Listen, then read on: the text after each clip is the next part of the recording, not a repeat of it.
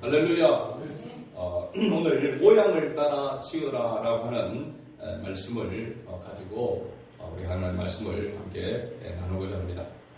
오늘 출애굽기 25장부터 살펴볼 말씀은 그 의미를 깨닫지 못하면 매우 좀 엄청 따분한 그런 말씀으로 이렇게 느낄 수가 있습니다. 우리가 출애굽기를 생각할 때에 출애굽기가 1장부터 몇 장까지 있죠? 마지막 40장까지 있습니다. 출애굽기 이 전체 주제를 한 단어로 표현한다면 뭐라고 말할 수 있을까요? 출애굽기. 예? 하나님께서 이스라엘 백성들을 애굽에서 이끌어내셨다라고 하는 것을 우리가 예수 그리스도로 말미암아 얻은 것과 같은 단어죠. 뭘까요? 구원이라고 말할 수 있습니다. 구원. 그죠? 하나님께서 이스라엘 백성들을 애굽에서 해방시킨 것, 이것은 곧 우리를 죄와 사망의 권세 아래에서 예수 그리스도로 말미암아 구원한 것과 같은 그런 비유로 우리가 볼 수가 있는 것이죠. 하나님께서 택하신 언약의 백성들을 약 430년 동안 애굽에 머물게 하면서 민족을 이루게 하셨습니다. 70여 명의 야곱의 자녀들이 애굽으로 내려갔다가 이제 약 어른들과 아이들 다 포함해서 200만에서 250만 명의 큰 그런 민족을 이루어서 애굽에서 나오게 된 것입니다.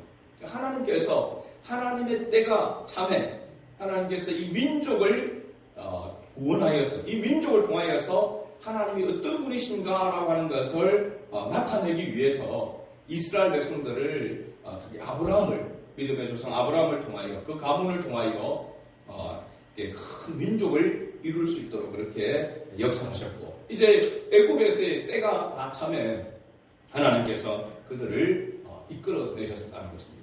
바로 이 하나님께서 이스라엘 백성들을 애굽에서 이끌어내신 이 구원의 원리는 우리가 예수 그리스도로 말미암아 얻은 구원의 방법, 그 원리와 사실은 동일하다라고 이렇게 말할 수 있습니다.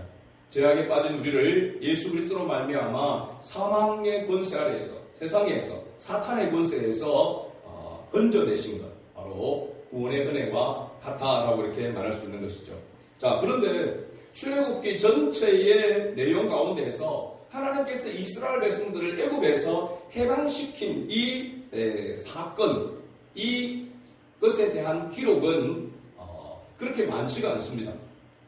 출애굽기가 40장까지 있다고 했습니다. 40장 가운데서 하나님께서 이스라엘 백성들, 애굽에 놓여 있던 이스라엘 백성들을 출애굽해내는, 건져내는 그 기록이 바로 출애굽기라고 말할 수 있는데 실제적으로는 그 기록의 분량은 그렇게 많지 않다는 겁니다. 보니까 출애굽기 14장에 보면은 이스라엘 백성들이 홍해를 건너는 사건이 나옵니다. 어떻게 보면 이스라엘의 그 지배 아래에서 완전히 벗어나게 되어진 그 사건이 이 홍해 사건이라고 말할 수 있죠. 그리고 이 홍해 사건을 통해서 구원받은 이스라엘 백성들과 모세와 이스라엘 백성들이 모두가 하나님의 이 놀라운 이 구원, 그 능력에 대해서 찬양하는 그러한 내용의 기록이 출애굽기 15장에 기록되어 있습니다. 그 이후부터 우리가 오늘 읽었던 출애굽기 25장 이전 24장까지의 내용은 뭐냐면 이스라엘 백성들이 이제 광야를 생활을 시작하면서 시내 광야, 시내산 아래에 머물러서 거기서 여호와 하나님께로부터 이스라엘 백성들이 모세를 통하여 뭘 받게 되죠? 10계명과 그들이 가나안 땅, 약속의 땅 가나안 땅에 들어가서 지켜야 될 그 모든 규례, 법도에 대하여서 하나님께서 이스라엘 백성들에게 말씀하고 있는, 모세를 통해서 말씀하고 있는 그 기록이 바로 출애굽기 24장까지의 기록으로 나타나 있습니다. 그러면 오늘 이 25장부터 마지막 40장까지는 무엇에 대한 기록이냐? 무엇에 대한 기록일까요? 예. 성막에 대한 기록입니다. 성막. 그죠? 성막.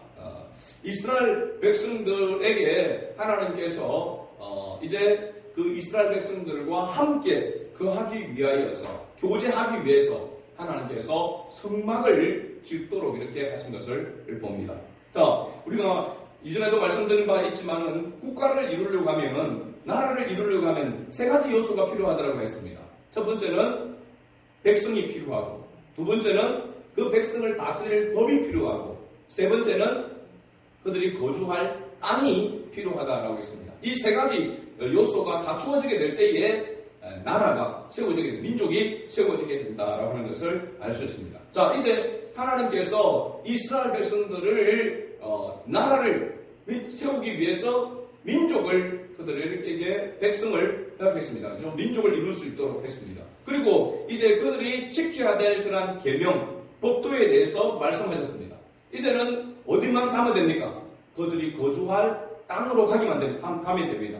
그죠? 가나안 땅으로 들어가면 됩니다. 그런데 이 출애굽기 25장에서 마지막 40장까지 15장에 들어가서 그것도 분량도 굉장히 많은 그런 분량으로 하나님께서 성막을 짓도록, 성막을 만들도록 그렇게 말씀하고 있는 그런 모습이 나옵니다. 이것은 하나님께서 택한 민족, 그리고 그들이 지켜야 될 법과, 그 다음에 가나안 땅에서 지켜야 될 그들이 머물러야 될 땅을 하나님께서 그렇게 말씀하고 있는데, 그 사이에 가장 중요한 것이 바로 뭐냐면 하나님께서 택한 백성인 이스라엘 백성들과 하나님은 교제하기를 원하신다는 사실입니다. 함께 하기를 원하시는 것이죠. 하나님은 하나님의 택한 백성이 하나님과 교제, 함께 하기를 하나님은 원하신다는 사실입니다. 여러분, 이것은 예수님도 12제자를 부르시고 난 다음에 그들에게 말씀하실 때에 12제자는 복음을 전하도록 위해서 예수님께서 부르셨지만은 처음 그들에게 먼저 말씀한 건 뭐냐면 나와 함께 있게 하기 위해서, 주님과 함께 교제하는 것이 첫 번째 우선순위라고 하는 것입니다. 그 이후에 주님의 명령을 따라서 살아가는 그 사명을 주신 것이죠. 오늘 우리에게도 마찬가지인 줄 믿습니다. 우리가 하나님은 우리와 교제하시기를 원하십니다. 한 주간의 삶이 시작되는 이 주일에 하나님 우리와 교제하기를 원하시고, 이 교제가 우리의 모든 삶의 영역으로까지 확대되어 가는 것을 하나님은 원하신다는 사실입니다. 그래서 여기에 우리가 주일날 와서 예배드리는 이 예배의 시간은 굉장히 중요한 것입니다. 한 주간의 삶의 출발이요 시작이 되기 때문에 그렇습니다. 여기에 실패하게 되시면 한 주간의 삶이 주님과 상관없는 삶이 될 수가 있다고 하는 것입니다. 그래서 이 주일날 하나님 앞에 드리는 이 한 시간의 예배가 그냥 예배가 아니라, 형식적인 예배가 아니라 주님을 깊이 만나야 한다는 사실입니다. 하나님 앞에 합당한 예배를 드리고 하나님의 은혜를 공급받아야만 우리가 하나님의 백성으로, 구원받은 하나님의 백성으로서의 그 존재 가치로 살아갈 수 있다라고 하는 것을 알 수가 있는 것이죠. 자, 그렇다면 출애굽기 25장부터 40장까지의 이 내용이 성막에 대한 그런 기록으로 이렇게 되어 있는데, 이 성막은 하나님께서 함께 하신다라고 하는 그런 증거가 되는 것이 바로 이 성막이라고 할 수 있습니다. 이 성막에 하나님께서 함께 하시고 임재하시고, 그렇죠? 이 성막을 통해서 백성을 만나는 바로 장소가 되기 때문에 그렇습니다.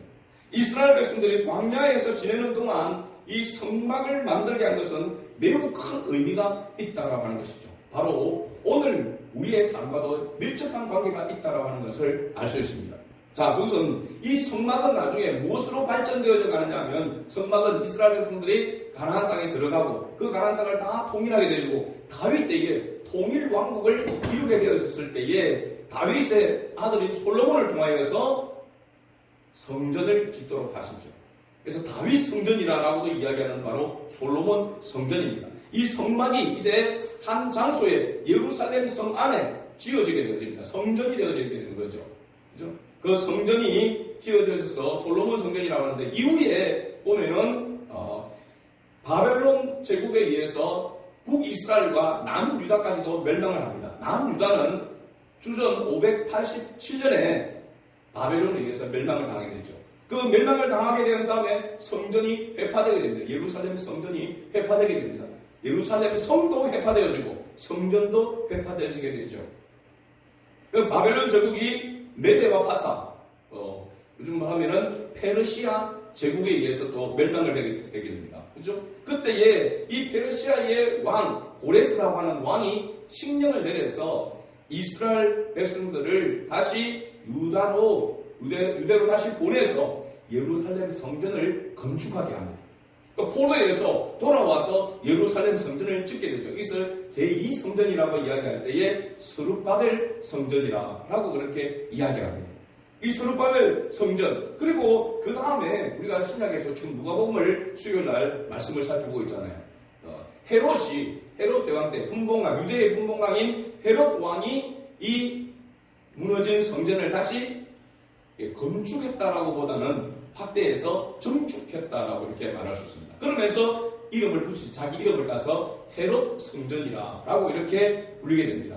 그리고 주 70년, 주전이 아니라 주 70년경에 로마에 의해서 완전히 이 예루살렘 성이 무너지게 되어집니다. 디도 장군에 의해서 예루살렘 성이 함락되어지고 예루살렘 성전도 완전히 회파됩니다. 그래서 예수님께서 제자들에게 이르시되 돌 하나도 돌 위에 남지 않을 것이다. 예루살렘 성전이 무너지게 될 것에 대해서 예수님께서 미리 보시고 슬퍼하셨다라고 하는 것을 우리가 복음서에서 살펴볼 수 있습니다. 자, 그렇다면 이 성막이 성전으로, 그리고 이 이후에는 뭐냐면 유대인들이 10명 이상씩 모이는 회당으로, 그 이후에는 사도 바울 때 보면은 교회로 세워지게 되었죠.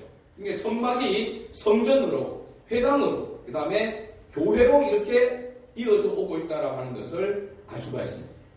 근데 놀라운 것은 이 성막이, 이 성전이, 이 교회가 출발점이, 원래 출발이 어디에서부터인가라고 하는 것을 살펴본다. 중요한 의미가 있습니다. 성경신학자 그레고리 딜이라고 하는 신학자가 이 출발을 어디에서부터 보냐면 에덴 동산으로 보고 있다는 것입니다.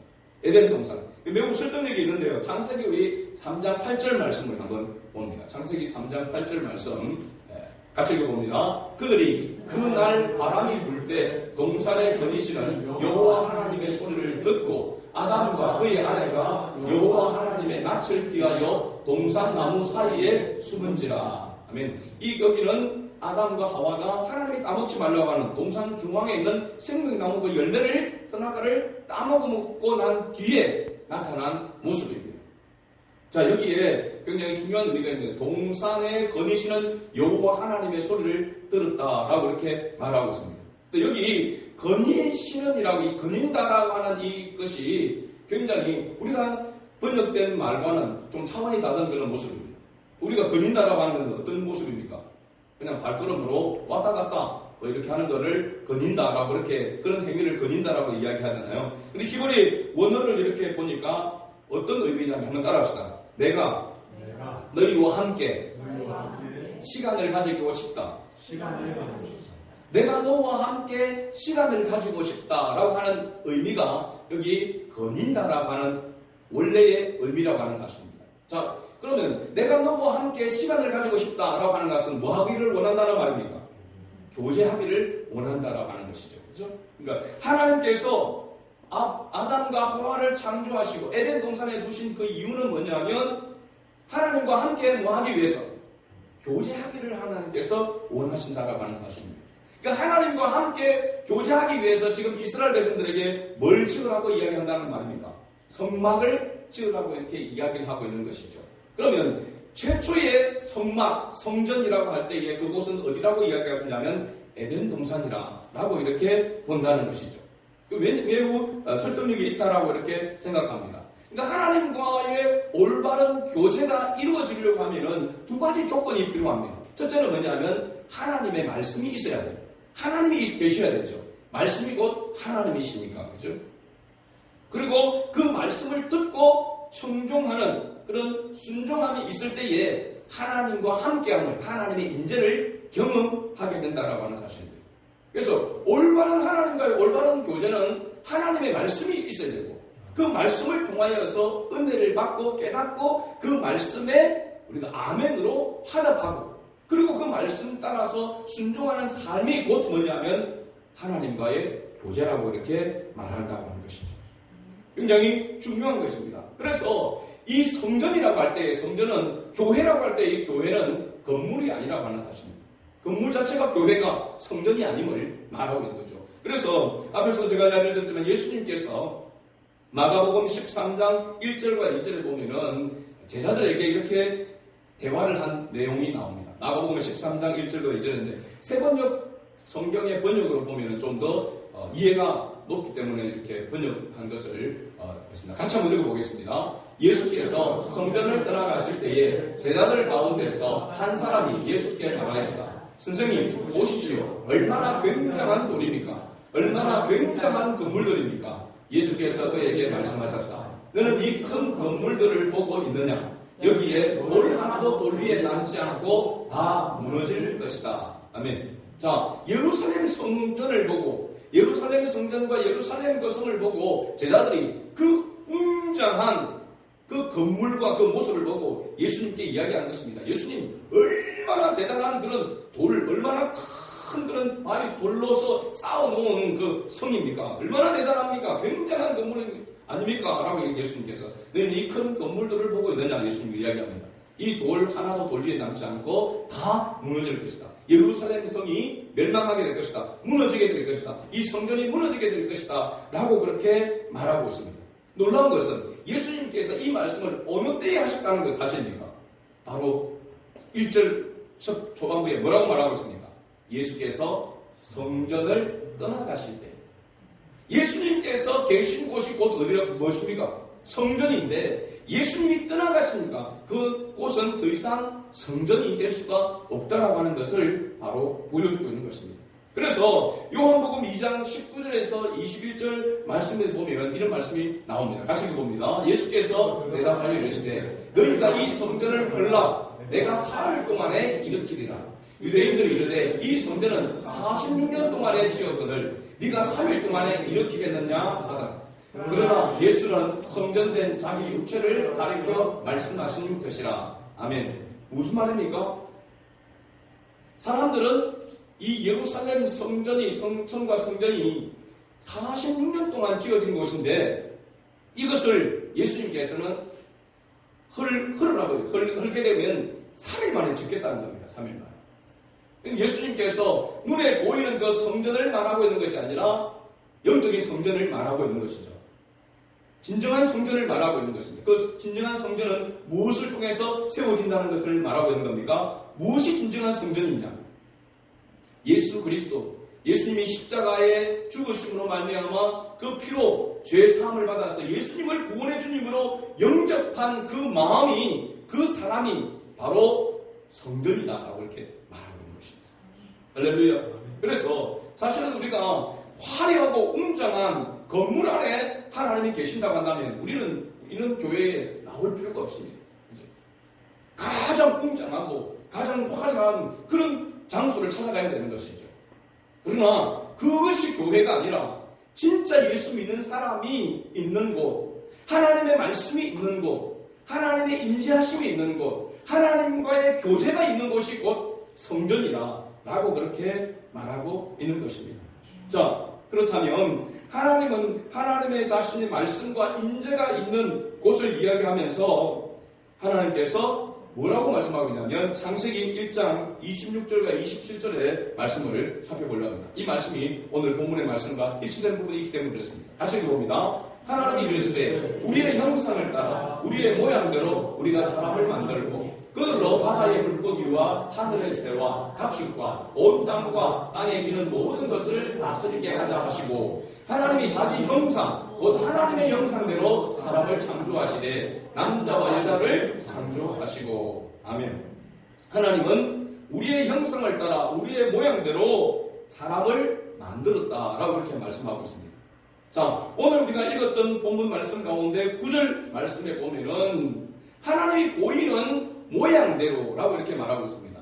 25장 끝절인 40절에 보면은 뭐라고 이야기하냐면 양식대로라고 이렇게 표현을 하고 있죠. 모양과 양식, 그리고 창세기 1장에 나오는 이 형상, 여기도 창세기 1장에도 처음에 보면 우리의 모양대로, 여기 우리는 누굴 말하고 있습니까? 성삼위 일체 하나님이심을 말하고 있습니다. 성삼위, 성부, 성자, 성령, 삼위 하나님이 그 모양을 따라서 누구를 만들었다고요? 사람을 만들었다는 겁니다. 인간을. 그러면 원래 인간은 누구의 형상입니까? 하나님의 형상이죠. 하나님의 형상. 하나님의 형상. 그죠? 하나님의 형상이라고 하는 것은 곧 하나님과 함께 교제하는 것을 말하고 있습니다. 하나님과 함께함을 말하고 있습니다. 그러면 진정한 성막, 성전, 회당, 교회가 되려고 한다면 성전이 되려고 하면 우리 안에 뭐가 임해야 된다는 겁니까? 예수 그리스도와 함께 해야 한다라고 하는 것을 말해주고 있는 것입니다. 이 형상이 그대로 존재 가치를 가지려고 하면 반드시 하나님과 교제해야 한다는 사실입니다. 하나님과의 교제가 이루어져야만 원래 하나님께서 우리를 만드신 그 형상대로 살아갈 수 있다라고 하는 것을 말하고 있는 것입니다. 그래서 이 교제의 회복은 오직 예수 그리스도만 가능한 것이죠. 사도 바울도 고린도전서 3장 16절에서 17절에 이렇게 말씀하고 있습니다. 같이 읽어봅니다. 너희가 하나님의 성전인 것과 하나님의 성령이 너희 안에 계시는 것을 알지 못하느냐. 누구든지 하나님의 성전을 더럽히면 하나님이 그 사람을 멸하시리라. 하나님의 성전은 거룩하니 너희도 거룩하니라. 아멘. 자, 여기서 사도 바울은 우리의 몸이 너희가 하나님의 성전이다. 예수가 그리스도이심을 믿는 그 예수를 영접한 그 심령은, 그 사람은 바로 하나님의 성전이 된다라고 이렇게 말하고 있습니다. 이 성전을 더럽히면 하나님이 그 사람을 멸하시리라. 또는 죄에 대해서 심판한다라고 하는 그런 것을 말해주고 있습니다. 우리의 몸이 곧 성령의 전이라고 했는데 조건이 바로 뭡니까? 진리의 영이신 성령이 우리 안에 계실 때에 바로 우리가 성령이 가는 성전이 전이 된다라고 이렇게 말씀하고 있습니다. 그러면 예수가 그리스도이신 것, 예수님을 우리의 마음에, 우리에게 영접한다, 모신다. 그리고 예수님이 우리와 함께 한다라고 하는 것은 곧 무엇을 의미하는 걸까요? 구체적으로 이야기하면 우리 안에 뭐가 들어왔다는 겁니까? 말씀이 들어와 있다는 겁니다. 예수님의 말씀, 진리의 말씀이 우리 안에 들어와 있는 것이 곧 예수님이 우리 안에 들어와 있는 것입니다. 할렐루야. 여러분 굉장히 중요합니다. 우리는 예수님이 내 안에 계신다라고 할 때에 이게 막연하게 생각이 들 때가 있습니다. 그러나 하나님의 말씀이 내 안에 들어와 있는 것입니다.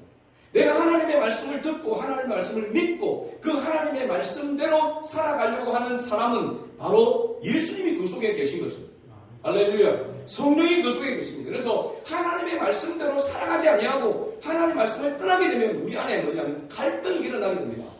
예수님을 구원의 주님으로 영접하기 전에는 하나님의 말씀이 우리 안에 들어오기 전에는 전혀 갈등하지 않았던 것이 갈등이 되는 겁니다. 주일날 교회를 안 나간다? 예배를 드리지 않는다? 이전에는 전혀 갈등이 없었습니다. 오히려 교회 가는 게 이상한 거죠. 교회를 다니는 것이 이상하게 느껴질 때가 있었을 것입니다. 예수 믿기 전에는. 예수 믿고 하나님의 은혜를 깨닫고 난 다음에는 교회를 가지 않는다? 하나님의 말씀대로 살아가지 않는다. 계명을 어긴다 그러면 우리 안에 뭐가 생기게 됩니까?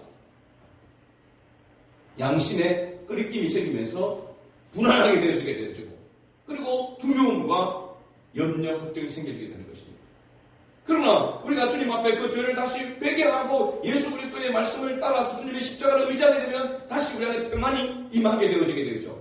하나님의 자녀의 모습으로 살아갈 때에 기뻐하는 것이 무엇의 기쁨이냐? 하나님의 말씀 안에 있는 것이 기쁨이 되는 것입니다. 예배하는 이 자리, 이 시간이 기쁨이라고 하는 것을 깨닫게 되는 것이죠. 찬양하는 시간이, 말씀을 듣는 시간이, 복음을 전하는 것이 능력이요 기쁨이 되는 것을 맛보게 된다는 사실입니다. 이런 것이 있다고 한다면 예수님이 내 안에 계신다라고 하는 증거인 줄로 믿습니다. 이런 사람의 특징은 바로 뭐냐면 날마다 주님의 말씀으로 자신을 청결하게 하는 것입니다. 예수님이 예루살렘 성전에 들어가서 첫 번째 하신 일이 뭡니까? 성전을 청결하게 하는 것입니다. 성전이 성전으로서의 기능을 하지 못하고 강도의 굴ler로 만들어놓았단 말이죠.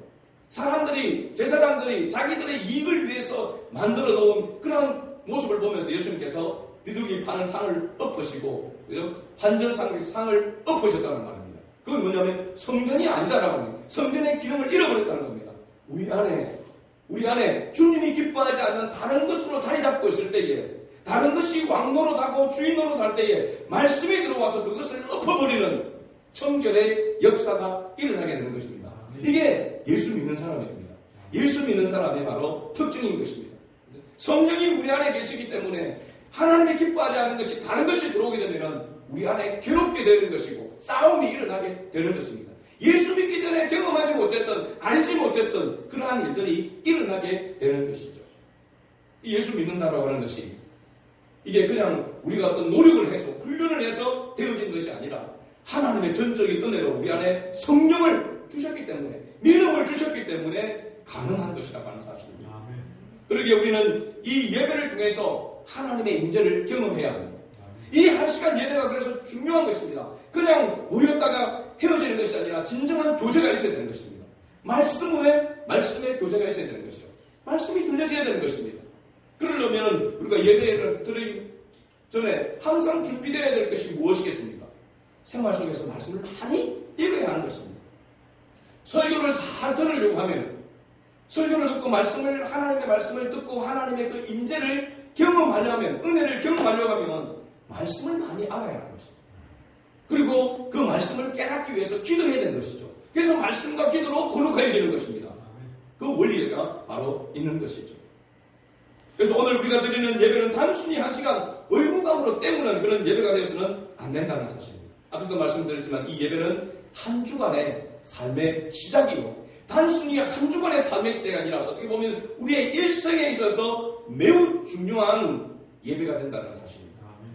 주님과의 교제가 끊어지면 그렇게 웅장하고 화려했던 예루살렘 성이 돌 하나도 남지 아니하고 다 회파되어져 무너지는 것 같이 우리 안에 주님께서 함께하지 않으면, 주님과의 교제가 끊어지게 되면 우리도 회파된 성전 예루살렘과 같다라고 하는 것을 말해주고 있습니다. 그래서 궁극적으로 이 창세기에 대해서 주님께서 자기의 형상대로 만든 아담과 하와, 인간과 교제하기를 기뻐했던 그것이 깨어지게 될 때에 궁극적으로 마지막에 최종적으로 회복되어지는 말씀이 바로 어디냐면 요한계시록에 나와 있는 것입니다. 영원히 주님과 교제할 수 있는, 영원히 주님과 함께 할 수 있는 그 약속을 하고 있는 것이죠. 그 나라를 우리가 바라보고 있는 것입니다. 마지막으로 우리가 요한계시록 22장 1절에서 5절까지 말씀을 우리가 보도록 하겠습니다.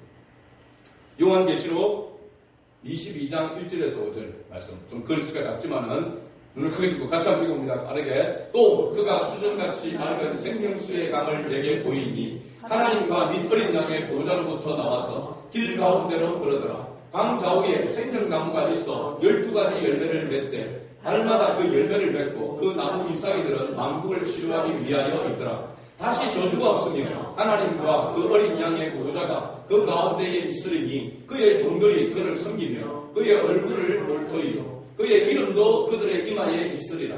다시 밤이 없겠고 등불과 햇빛이 있을 때 없으니 이는 주 하나님이 그들에게 비치심이라. 그들이 세세토록 왕노릇 하리로다. 아멘. 할렐루야. 하나님의 나라 천국에 대하여서 이야기를 하고 있습니다. 우리가 예수 그리스도로 말미암아 그 생명나무 선악과의 열매를 따먹음으로 말미암아 하나님과 멀어졌던 것을 예수 그리스도를 통해서 다시 교제가 이루어지도록 만들어 주셨고, 이 교제가 영원하도록 완전하게 이루어질 그 나라가 예비되어 있음을 요한계시록에 말하고 있는 것입니다. 이 소망을 가진 자가 구원받은 하나님의 자녀인 줄로 믿습니다. 이 성막 하나님과 교제하기 위해서 하나님께서 오늘 모세를 통해서 이스라엘 백성들에게 뭐라고 말하고 있습니까?